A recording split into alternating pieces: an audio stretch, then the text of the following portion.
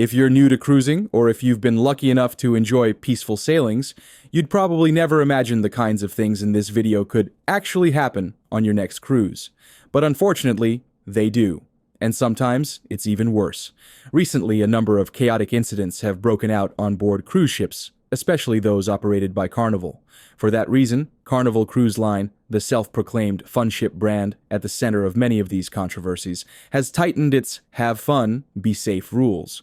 However, this new set of rules has sparked endless debate within communities and across social media. Some passengers cheer the changes, saying they'll make cruising more enjoyable. Others argue they unfairly target certain groups, particularly black cruisers, who feel the new rules are part of a wider pattern of stereotyping and discrimination. So, are these rules common sense, or are they a step too far? Let's find out on today's episode of Cruise Now. But before we dive into the main topic, don't forget to hit that subscribe button to help me reach my first milestone of 1,000 subscribers. It really means a lot and gives me the motivation to keep improving both the content and video editing. Thank you so much. Just a few weeks ago, a letter began circulating on social media outlining Carnival's updated have fun, be safe guidelines. These rules remind passengers to show care and respect for others, while also detailing policies around curfews and smoking. But what has sparked the loudest backlash is the unexpected ban on personal items like handheld clack fans and Bluetooth speakers, things many guests considered harmless. To be honest, when you look at the sudden changes in context, they're not really surprising. Carnival has faced wave after wave of chaos on board its ships in recent months, and the company seems determined to tighten the reins. For those who may not remember, let's revisit just a few examples. In June, a violent brawl broke out on board the Carnival Sunrise, capturing headlines after passengers involved were permanently banned from cruising. Only 2 months earlier, in April, 24 passengers received lifetime bans following another large altercation, this time at the Galveston Cruise Terminal. According to U.S. Department of Transportation data, Carnival has actually led all cruise lines in reported crime rates for an incredible 33 consecutive months. And the incidents don't stop at fights. Smuggling alcohol onto ships has practically become a sport for some passengers, with countless hacks openly shared online. Videos even show travelers bragging about sneaking booze on board. Of course, flaunting these tricks in public practically begs Carnival to crack down harder. Another recent viral clip featured a frustrated woman shouting at the guest services desk, furious about problems with her cabin. They already gave you, so if they gave you nothing, that is what you're gonna get. Her yelling may have felt justified in the moment, but Carnival isn't in the business of rewarding disruptive behavior.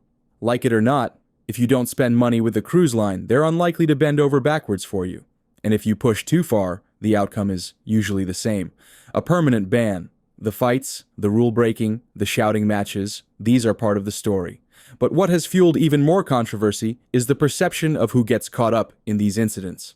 Many of the viral fights on Carnival ships have involved black passengers. At the same time, the cruise line's new guidelines ban items like Bluetooth speakers and clack fans, accessories that hold cultural popularity within certain communities. Clack fans, for example, are handheld folding fans that became widely recognized within the black community thanks to the line dance Boots on the Ground, Where Them Fans At, by 803 Fresh, which incorporates the fan as part of the routine. To some passengers, banning these items feels like more than just a rule. It feels personal. Adding to that sentiment, several guests have noticed a shift in the onboard music. One traveler shared on Reddit after disembarking from Carnival Paradise in Tampa.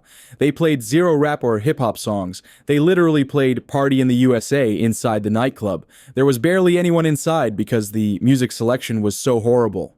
For passengers who expect Carnival's lively party atmosphere, especially with hip-hop as the soundtrack, the change feels significant. As a result, some black cruisers have expressed feeling targeted. On TikTok, creator at Kiara Jackson explained she canceled her Carnival sailing, saying the line seemed to be going through a rebrand. She admitted that hip-hop music and clack fans were the main reasons she enjoyed Carnival in the first place. Still, not everyone sees it that way. Some passengers defend Carnival's new approach, arguing that the rules are simply about preventing chaos, regardless of race. And that's true. Rowdy behavior can come from anyone, no matter their background. As for the question of not playing rap music, Carnival has not issued any official statement about whether rap or hip-hop is being played less on board. However, a Carnival spokesperson confirmed that there are now expanded theme nights in the nightclub. A video shared by a Carnival DJ shows guests dancing to Boots on the Ground. Even so, many black passengers still feel they are being targeted and have criticized Carnival harshly. In response, many black passengers have also spoken out in defense of Carnival, clearly calling out inappropriate passenger behavior and saying they're glad to see disruptive guests finally being held accountable. For them, the new rules aren't about limiting freedom, but about preserving safety, respect, and fairness for everyone on board. Cruise ships are unlike any other vacation space. They aren't just hotels at sea, they are floating communities where thousands of strangers live together in tight quarters for days or even weeks. That means small acts can have a big impact. One passenger blasting music on a speaker can ruin the peace for hundreds of others. A group of teens running down hallways at midnight can keep families with young kids awake. In such a confined space, one person's fun often comes at the expense of someone else's relaxation.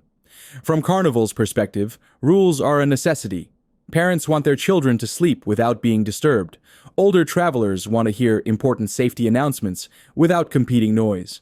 And all passengers expect to feel secure during a vacation they've spent thousands of dollars to enjoy. Order, structure, and a sense of shared responsibility are essential to making the experience enjoyable for everyone. But from a cultural perspective, the debate is more complicated. Certain activities, playing loud music, staying up late, or dancing with hand fans, are often associated with black communities. When rules target these behaviors, even unintentionally, enforcement can feel discriminatory. To some, it's not just about curbing noise or disruption. It feels like erasing culture and policing joy. This is why the controversy has become so charged. It's not just about maintaining order, but about respecting cultural expression in shared spaces. For Carnival, the stakes are high. Black travelers make up a significant portion of today's cruise market, and their influence is amplified on platforms like TikTok, where stories of unfair treatment can spread rapidly.